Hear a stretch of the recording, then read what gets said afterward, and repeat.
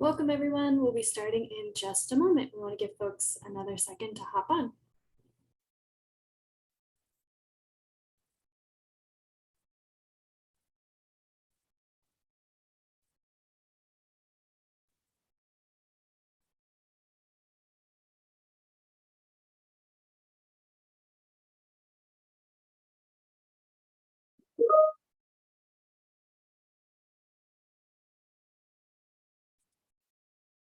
Hey, well, hello everyone, and welcome to today's webinar, Advocating for Your Co-op in Your Community. My name is Lisa Buckner. I am the Education Coordinator at National Farmers Union. Before we kick off today's discussion, I want to go over some quick housekeeping. This webinar is being hosted in webinar mode on Zoom, which means you are automatically muted. If you have a question or comment, feel free to add it to the chat box and we will address it at the end of the session. Also, this video is being recorded and the recording will be posted to our YouTube channel in the coming days. This webinar is the latest installment of National Farmers Union's co-op webinar series. We host a number of co-op related webinars throughout the year. And if you'd like to be notified of our upcoming co-op programming, you can subscribe to our co-op newsletter. A link to that will be in the chat. At the end of this webinar, we will put a link to a survey in the chat, and we would greatly appreciate your feedback as it helps us deliver quality co-op webinars to future audiences. I am joined today by Emma McCormick, Senior Director of Engagement at National Farmers Union, and our featured guest, Susann Mikkelson. Susann is a cooperative and rural economic development specialist at the Rocky Mountain Farmers Union Cooperative Development Center and a cooperative extension agent for New Mexico State University's Cooperative Extension Service. Susann has 30 years of experience in nonprofit and small business development, including fundraising, marketing, and public relations, and advocacy work at various levels. She has spent the past 16 years working with producers, producer groups, and other small rural businesses on cooperative and economic development, business planning, marketing, and diversification.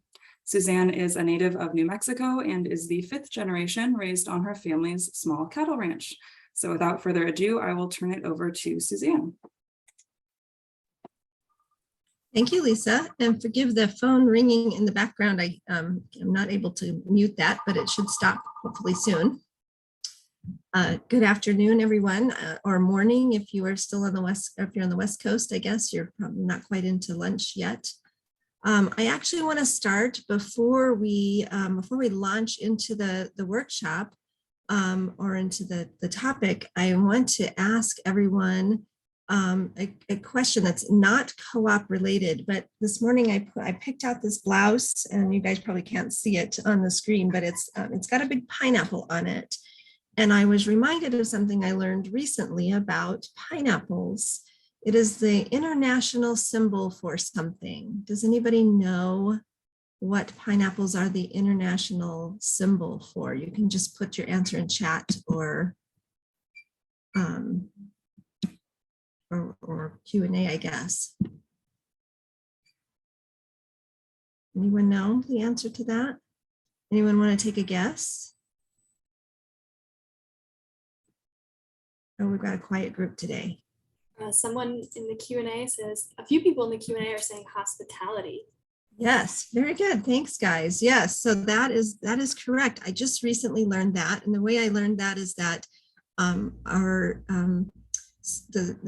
New Mexico State University School for Hotel and Restaurant Management started using this pineapple symbol, and I thought, well, that's a little odd in New Mexico. And then someone told me, well, it's the international symbol for hospitality. So there you go. Something new that I learned that I thought I'd share with you all. Okay, so now going into advocacy for co-ops. The approach I'm taking here today is going to be to talk with you kind of through the co-op model and the co-op principles and how to use those to advocate. So that's kind of where I'm going with this. And Lisa, if you just go ahead and kick us off get us into the first bullet there. So a reminder for everyone that a cooperative is a business that is owned and operated by its members for its members. the primary users of the business's goods and services. So whatever the purpose of the co-op, whether it be housing co-op, worker co-op, retail, whatever the purpose of the co-op is, the reminder here is that a cooperative is a business model and it is designed to benefit its members directly. Okay, next bullet. So who cares about co-ops? Who are we advocating to when we're talking about advocating on behalf of a co-op or co-ops models? Well, of course, we're advocating to anyone who's looking to start a business or transition a business, because the co-op model is a highly viable, terrific option for many startup or transitioning businesses. And it's not as broadly known as it used to be. It's not shared. The cooperative model is not shared in the business community the way some of us feel it ought to be. And so it's our job as those who care about co-ops to advocate for the co-op model as a potential, as a consideration. This is particularly interesting as we're seeing the use of the co-op model in transitioning businesses in small and rural communities, small businesses, particularly in rural communities where there isn't a successor, an obvious successor to come in and take over the family business because the family members have gone off or there aren't any or whatever the case might be. And looking at either worker or community-based co-ops as a means of helping sustain a business in a small community. An example of this is in southeastern Colorado, where a very rural, remote community was about to lose its grocery store because the owners were, in their 80s and could no longer run the business. And the community literally took over the store. And there's of course many other examples of this, but that is an example of succession planning using a cooperative model. Of course, we also need to think about advocating to our economic development bodies. And economic development might be a community economic development organization. It might be the Small Business Administration. It might be any even chambers of commerce or other entities that work with businesses and business development should be very aware of and familiar with, to the extent possible, the cooperative business model, because again, it is an excellent tool. Of course, we want our financiers and funders and lenders to be aware of the co-op model and its nuances and its unique abilities and how it might be different to fund a co-op than it would be to fund a conventional startup business or an LLC or other structure. We want our customers and clients to understand the difference of a co-op. And the reason for that is that working with a co-op, there are a lot of clients and customers, for example, in the utility co-op world, that do not understand that they're part of a co-op. And so if you're a retail customer and you shop at a local food co-op and you don't understand that by joining the co-op, you become a member owner and that gives you voting rights, then that can absolutely impact the co-op's ability to operate it effectively, because if you don't know you need to attend an annual meeting and vote, then you won't, or you might not, or you won't take the responsibility seriously. So we need to be advocating for that as well. This is a big issue that I have witnessed in the Western United States in utility co-ops like rural electric cooperatives, which really are responsible for the majority of electricity in states like New Mexico and a lot of Wyoming and Colorado.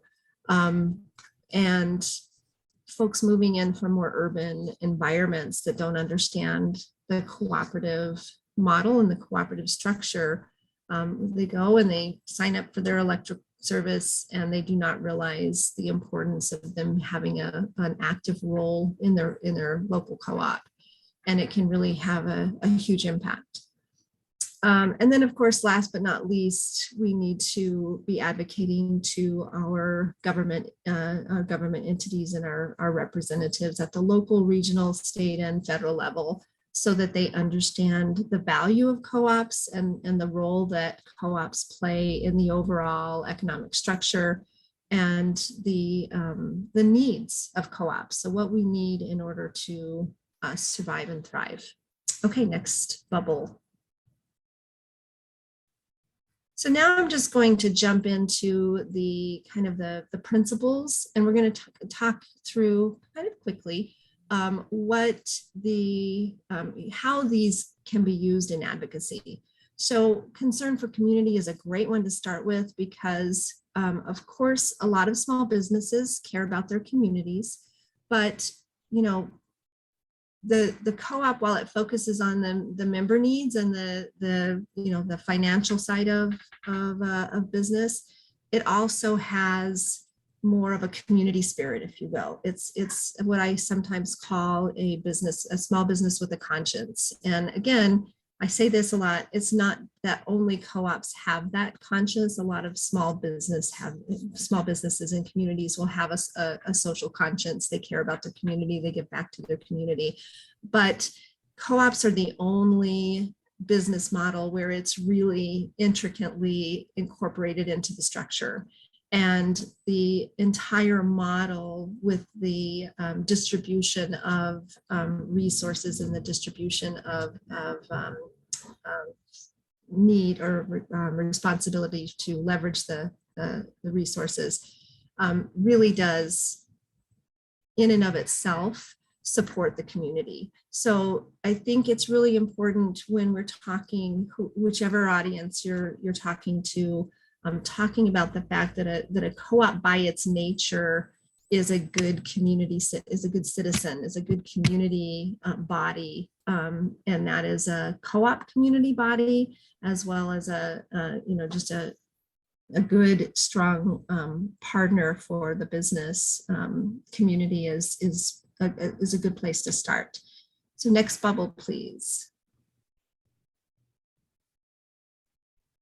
So member owned, of course, the value here, most of you who have been through any of these sessions have heard a lot about the member ownership and the various models and the opportunities there. But the member ownership here, again, the fact that it's multiple members coming together with a shared interest or a shared concern and addressing their problem is a great tool to use for advocacy. So let's go into that first bubble there, please, Lisa. I think here talking about the fact that that they're voluntary organizations, that there are folks coming together voluntarily and partnering, and again sharing and leveraging their resources, and then also sharing and distributing equally the the proceeds of the business and the wealth that comes out of the business is a great tool to use when you're advocating. I think a lot of folks in the business world do not understand some of these pieces and some of the value that's behind them. And so again, this is particularly useful in small business, but it's also useful in large industries where there's going to be a huge demand for resources up front. And I'll use, for example, the meat processing industry, where the need to, the need in our country overall is huge. And we've seen a huge shift in the last 5 years towards trying to sort of disperse the customer base for meat processing needs. And to start this kind of a business requires a tremendous amount of capital. And so that's at odds with the desire to go back to smaller business space. And so in order to really leverage the resources that we need to bring together and retain that sort of community ownership or that sort of small scale approach, cooperative model is a really valuable model for that. And so that's just one example. There are a lot of businesses out there. There's a lot of industry out there that that's the case, where it's nearly impossible for a small or regional or independent proprietor or entrepreneur to take on some of these businesses on their own. Okay, next bullet, please, ma'am. Of course, democratic member control. One of the values that I think we can advocate for is the fact that every owner, regardless of their level of ownership or their level of participation, has a vote. It's not dependent on their ability to capitalize the business. And so again, this is unique, and it allows for that sort of more community-based control and a more democratic process overall. Next bullet, please. One of the things that I think is really key, particularly if you're talking to lenders or funders, as well as to decision makers, public officials, and that sort of thing, is this economic participation. So the fact that that member owners have to be involved. In other words, this is not just an investment opportunity for someone. This is something that people have. They're rolling up their sleeves. They have some blood, sweat, and tears and involvement in the process of the development and operation of this of a cooperative business, is a great advocacy point. So economic participation in some way means they've got some skin in the game, right? And I think that that is of tremendous value, again, probably to any audience, but especially to funders and those who are looking to find ways to support your business. Okay, next bubble.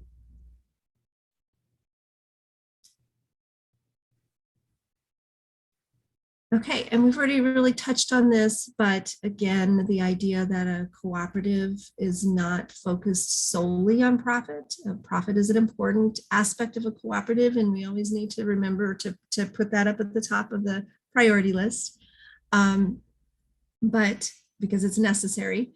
But the idea that a cooperative looks at the whole a little better and it's inclusive.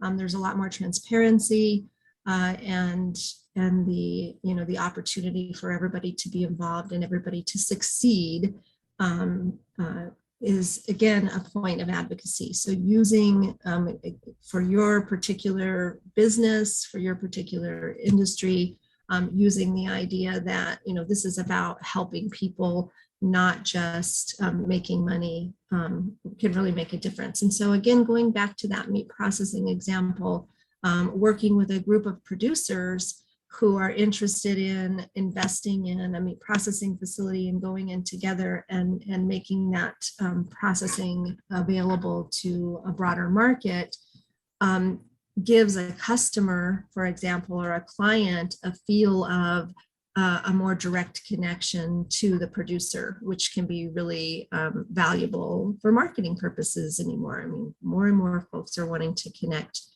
back to the producer of their food, which is a positive thing. So that's a good example of that. A housing co-op is another great example of where the concept of home ownership, which might be completely unattainable for some in a conventional setting, but reachable through a cooperative, is a great example of how of where you might advocate using this topic. So this is about more than just direct profit.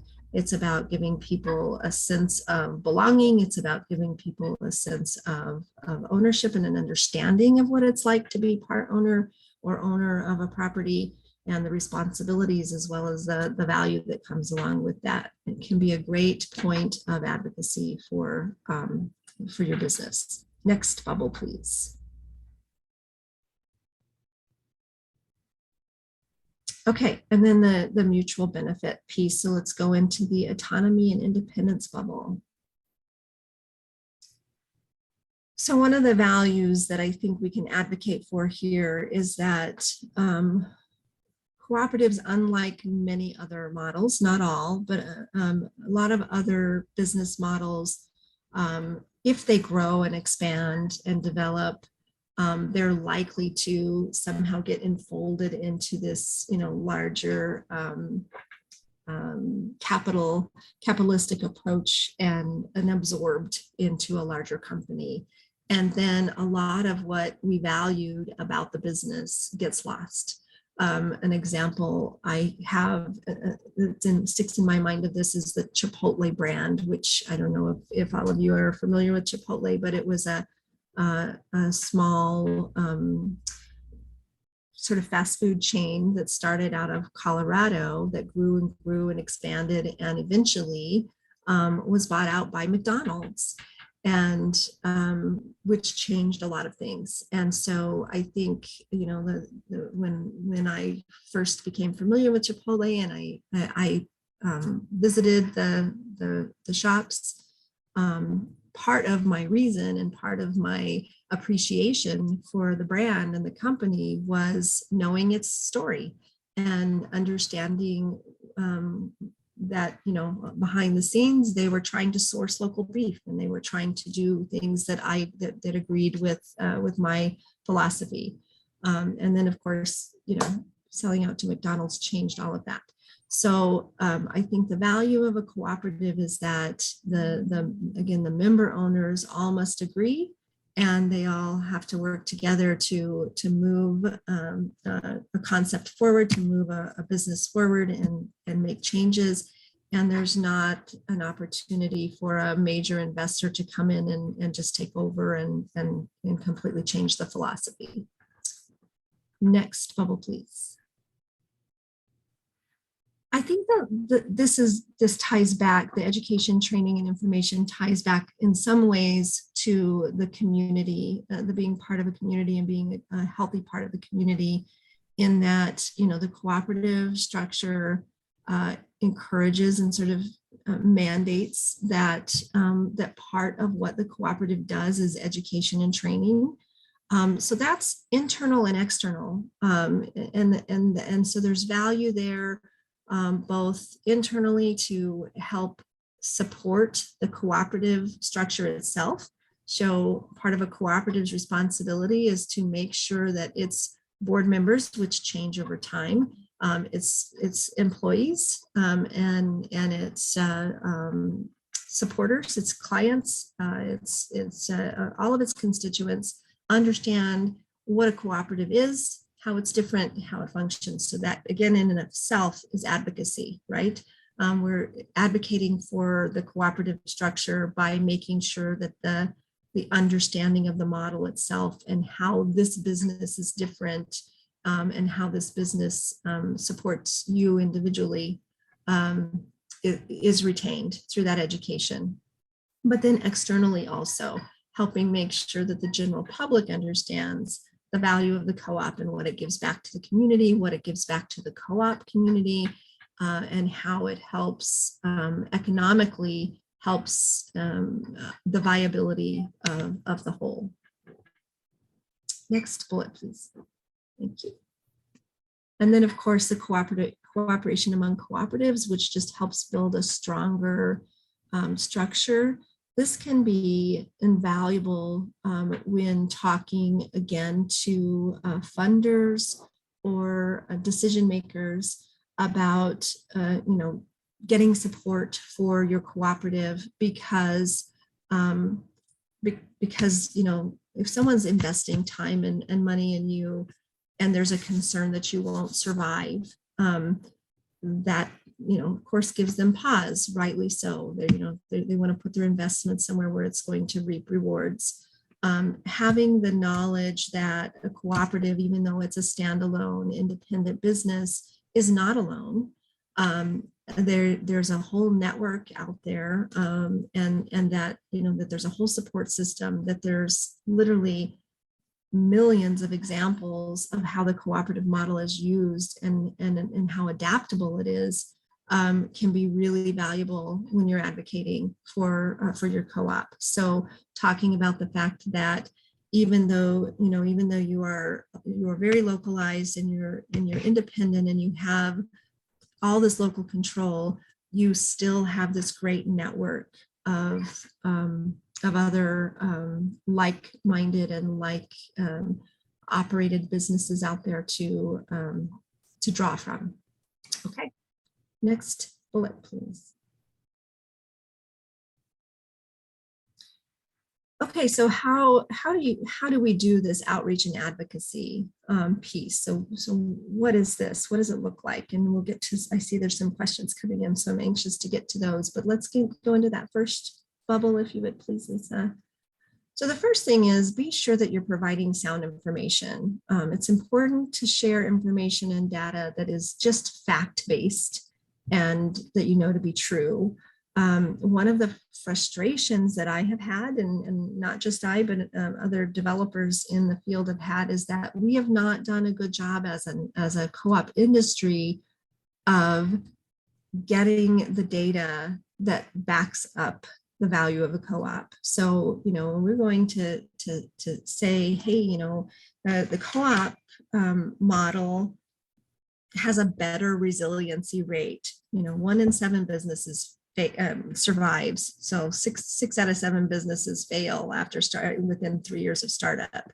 That rate of survival is better in the co-op world, but we don't have real good data to say how much better.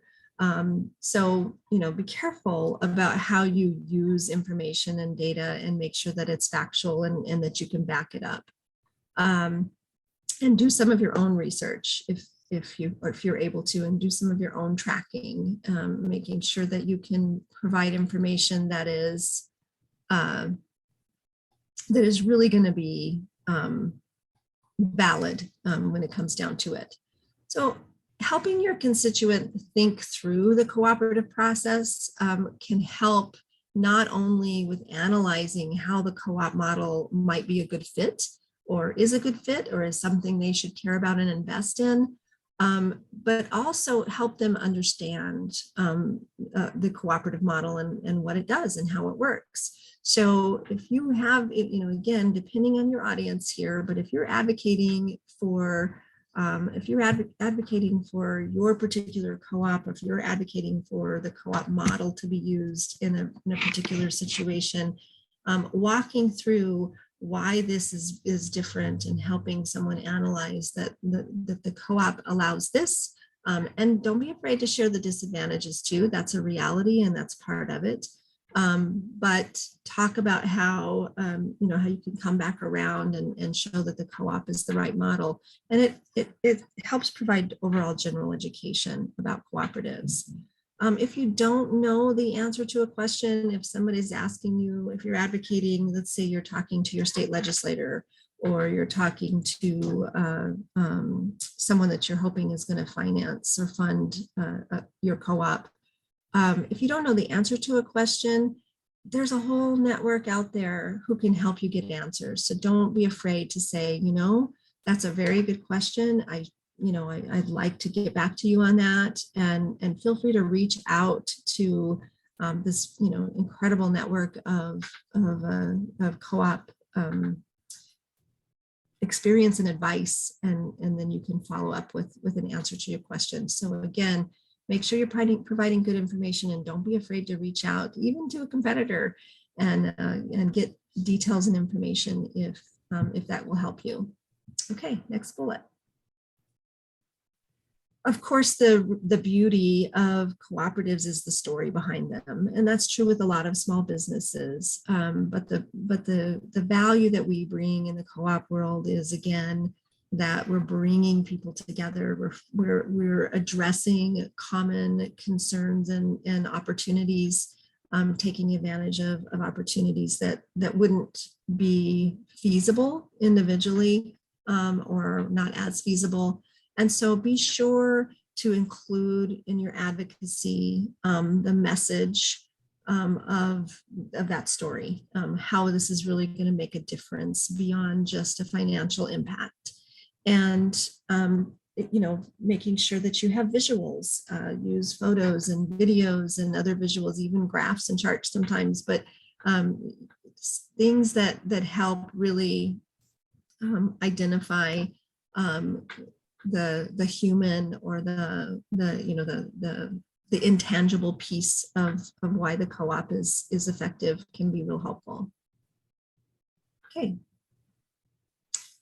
So be constantly prepared. One of the things that we talk about in the Co-op Center when we're working with a group that's forming a co-op or transitioning a co-op is, the importance of keeping good records and managing your information. Well, the same is true for advocacy.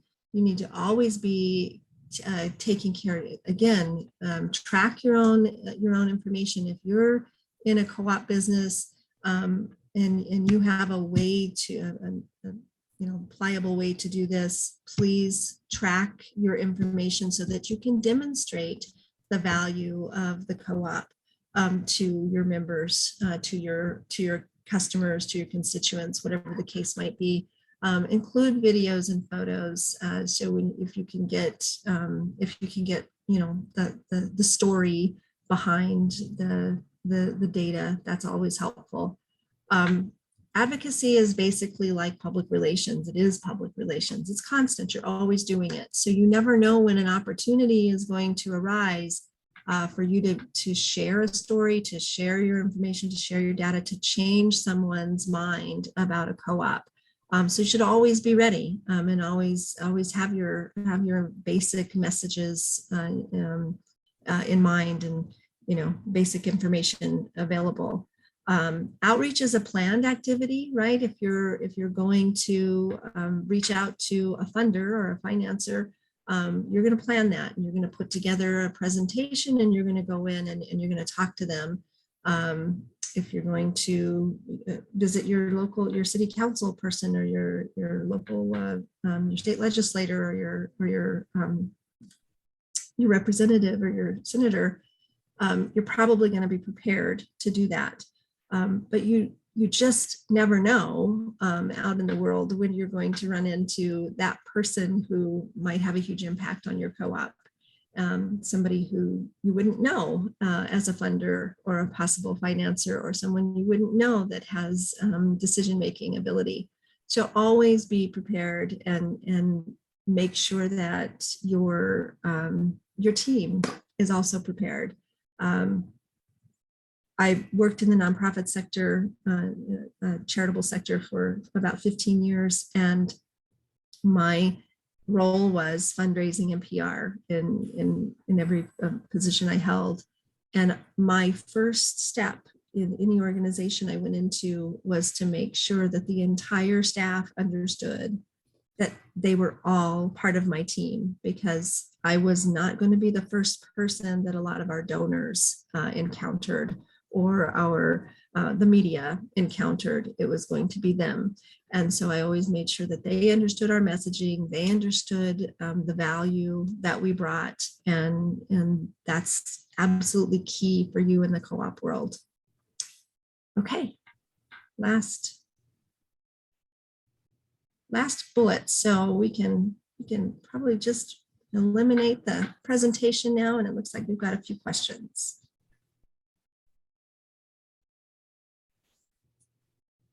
So the first question in the chat actually goes back to your pineapple question. And somebody asked, do you know the international symbol for a cooperative? Yes, but I will let that, I will open that up to the rest of the group. Does anybody else know? If there's any guesses, feel free to put them in the chat.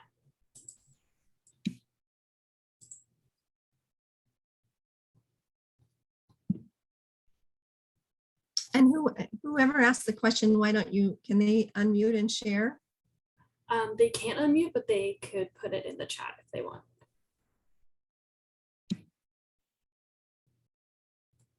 I've often heard the Twin Pines.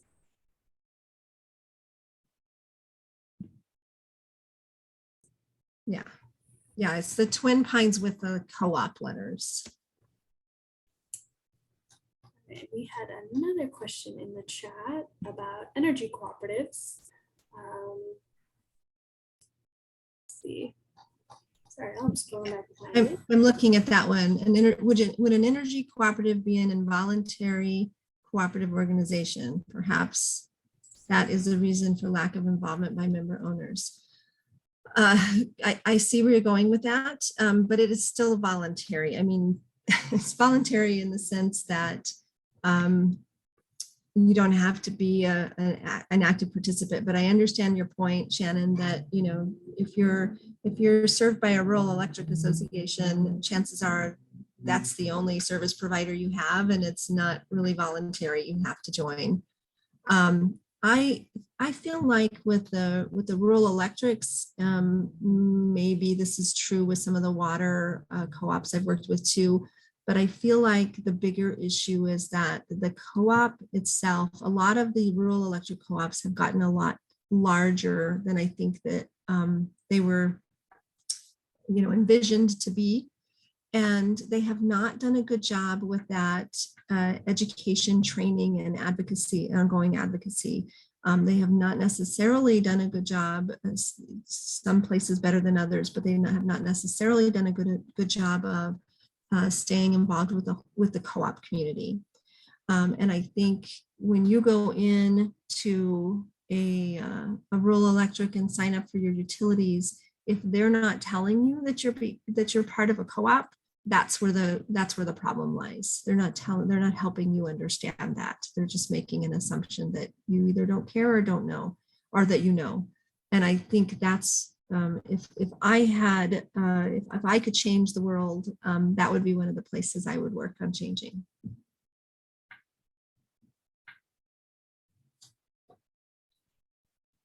Well, if no one has any other questions, I suppose we can wrap up early. Thank you so much, Susann, for joining us today for this webinar. I just want to remind everyone that if you would like future updates on National Farmers Union webinar, on webinars, you can sign up for our co-op newsletter. The link of that is in the chat. And if you could fill out our short survey to let us know your feedback on this webinar, that would be greatly appreciated. Again, it helps us plan for future webinars and deliver the content that you all need. So thank you so much to Susann Mikkelson, and we hope to see you all in the future.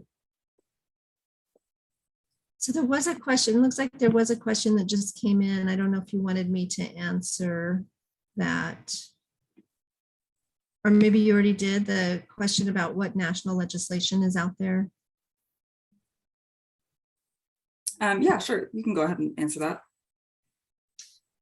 So I'm not sure exactly the question, Brianne, if you're talking about if there's any current national legislation that you should be focused on for advocacy purposes.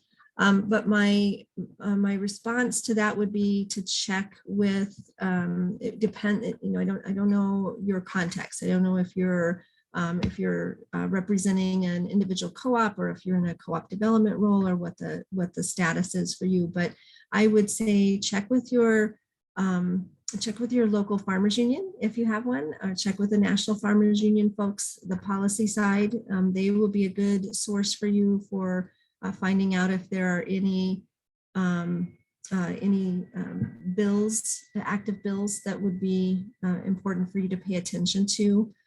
Certainly, there seems like if you're in the energy field, there's almost always something going on, right, at the legislature or in Congress. So that would definitely be a place you'd want to pay attention to. There's a lot happening. Thanks for that, Emma. There's a lot happening in the food industry right now. And so if you're working with growers or if you're part of a food co-op of some sort, there's probably going to always be legislation for you to pay attention to.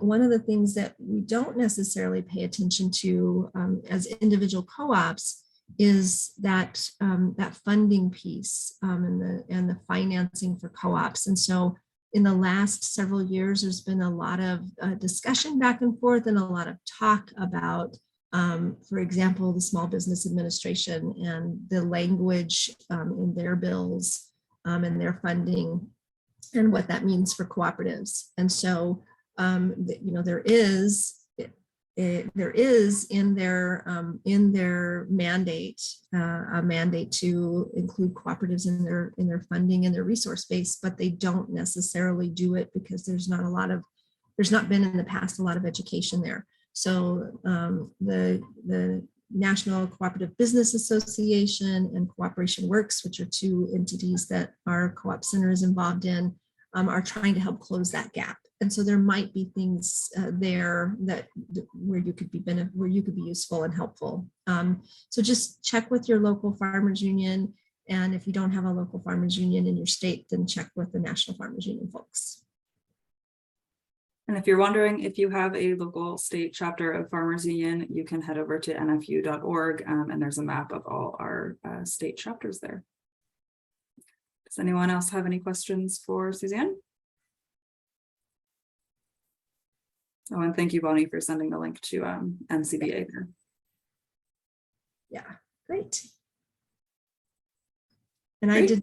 I did not look up the link for Cooperation Works, but if any of you are looking for education on, if you're part of a co-op and you're looking for education, Cooperation Works also does advocacy, and they're also tied into the NCBA network. So Cooperation Works, you can just Google them, and that's another great resource for you.